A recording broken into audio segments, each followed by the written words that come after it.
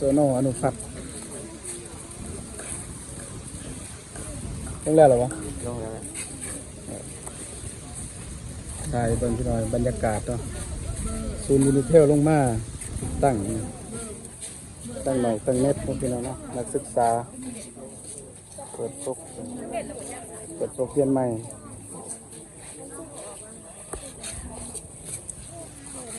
ใส่ปืนจุธิบ่ขนมมีหรือบ่ได้บ่ต้องได้ใส่ปืนจุธิเนาะ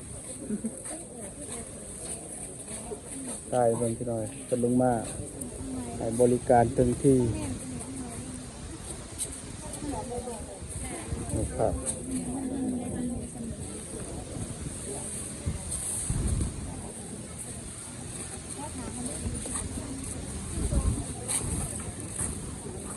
ติดตามเขาหน่อยเลยครับ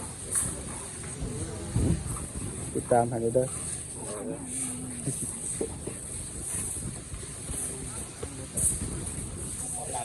ติดกันเบิ่งใช่เบิ่งเนาะเป็นบริการดีขนาดพี่น้องเลยบริการเต็มที่เลยเนี่ยเต็มที่เลย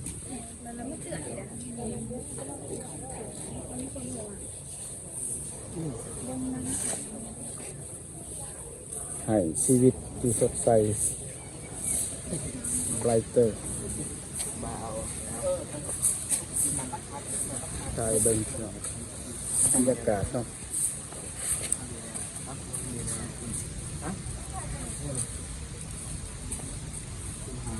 เป็นว่านี่ไอ้ข้อมูลเรื่องทะเบียนเบอร์พี่น้อง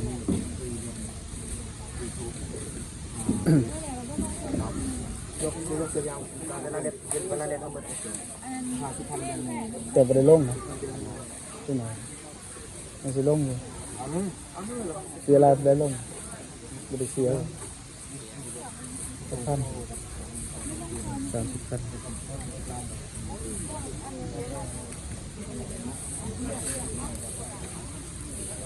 เสียนะ30,000 กีบค่าธรรมเนียมแล้วก็ได้เบอร์น้ำบ่ตามถ้าเลือกเอาบ่ปกติสินลุง60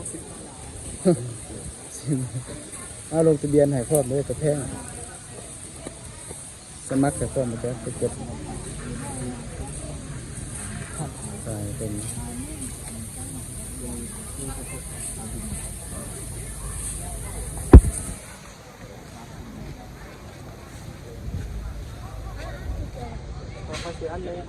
โอ้เก็บงามเนาะเป็นตัวถ่ายรูปไว้ได้พี่น้องได้ลงทะเบียนเนาะองได้ลงแล้วก็ถ่ายรูปไว้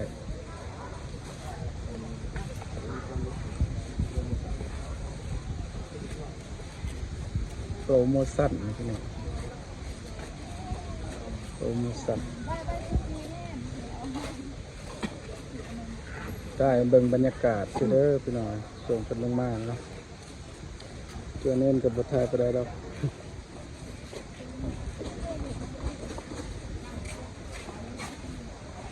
จะหน่อยตัวให้งานเลยเนาะ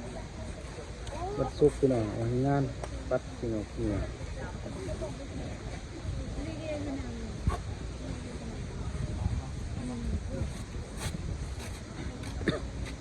ส่วนนอกคำตรงแล้วหรอวะ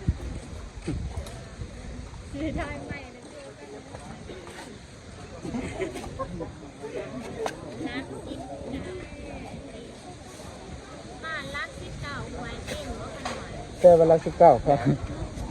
มาละ19หวยเต้นเลยนี่หวยเนาะตัวได้ยินใส่บาทยา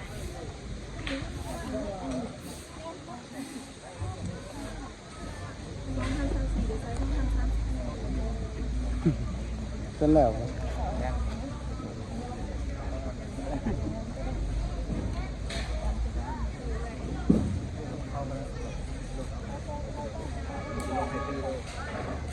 บริการเต็มที่พี่น้องศูนย์ยูนิเทลห้องนะลงทะเบียนให้เรียบร้อยใส่ง่ายบ้าง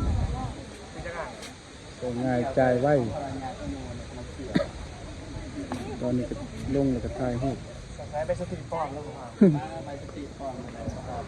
ไปสตรีทฟอร์ม เลือดเทือนเลย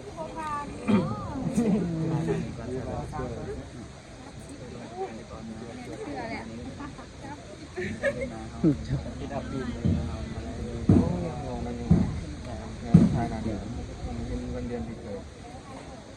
ถ่ายให้เบิ่งพี่น้องเอ้ยให้เบิ่งให้ชมกันเนาะช่วงบรรยากาศกดลงมาเปิดให้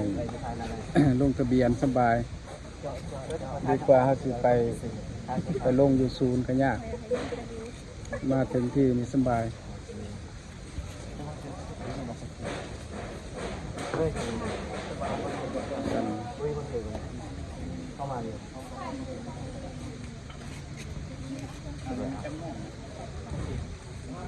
ให้จัวไอเน่นก่อนมาลงทะเบียนเนาะหม่อมจัวหม่อมเน่นเพิ่นมาลงทะเบียนเบอร์ซิมยูนิเทลนะเบอร์ยูนิเทลเลยถ่ายบรรยากาศให้เบิ่งนะก็ได้ก็มากกับฝากกดไลค์กดแชร์กดติดตามให้เด้อนะเบิ่งเข้ามาชมบรรยากาศตอนนี้ก็ย่ำแรงพี่น้องเนาะ3-4 โมง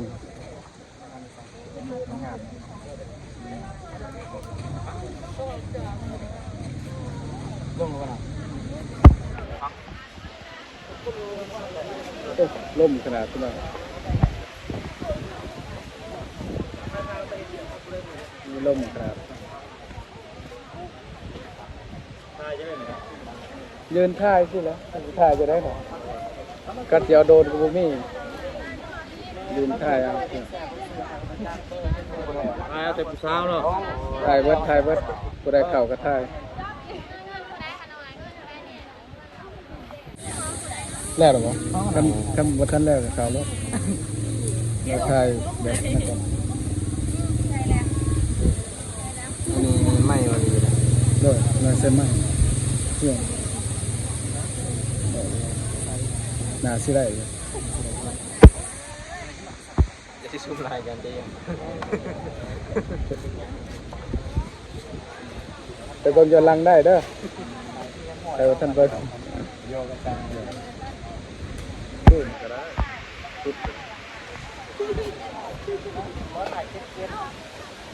โอ้ล่มขนาดเด้อพี่น้องไฟไหม้ล่มแห้งขนาดแน่ ใช่แต่ที่ซักเดือดแล้วก็สิ่งเดือดแล้วใช่ลุงแน่นอนจ้ะได้ยังไง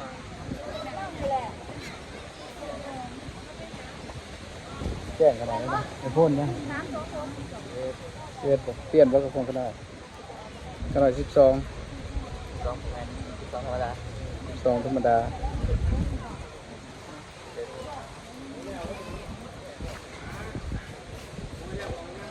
โอ้คุ้มขนาดเนาะจะใส่สะพันเลย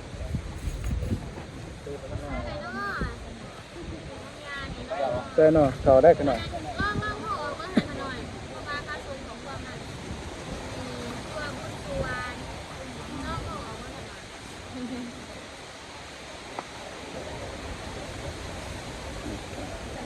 บรรยากาศเนาะ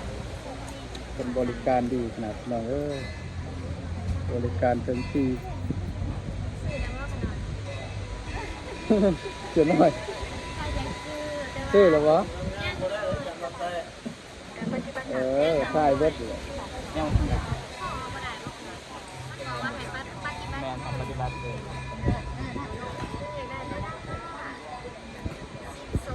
จักคือว่าพี่น้องใช่เป็นตัวน้อยยังฮะ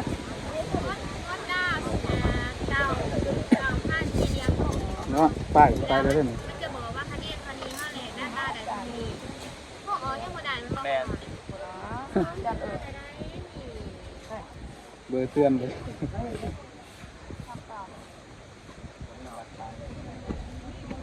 มาลงบ่จะน้อยฮะ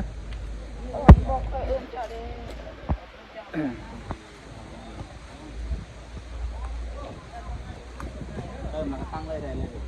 รถยัด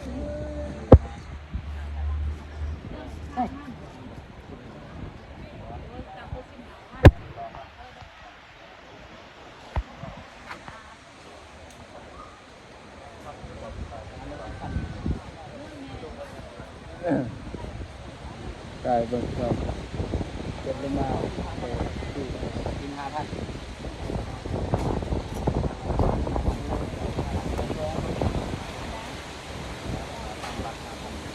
ป้ายไปอะไรจะสะฟันเลยซึ่ง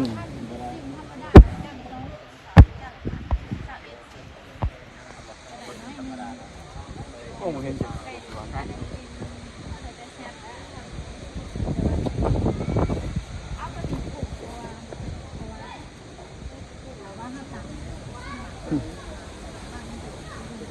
ครับสุดท้ายก็จบไปสำเร็จนี่บล็อกฝนบ่แห้ง บล็อกเลย เรียบร้อย บ่ได้ติดตามดอกบล็อกไป บ่คนซัดซื้อบริสุทธิ์ เอ้า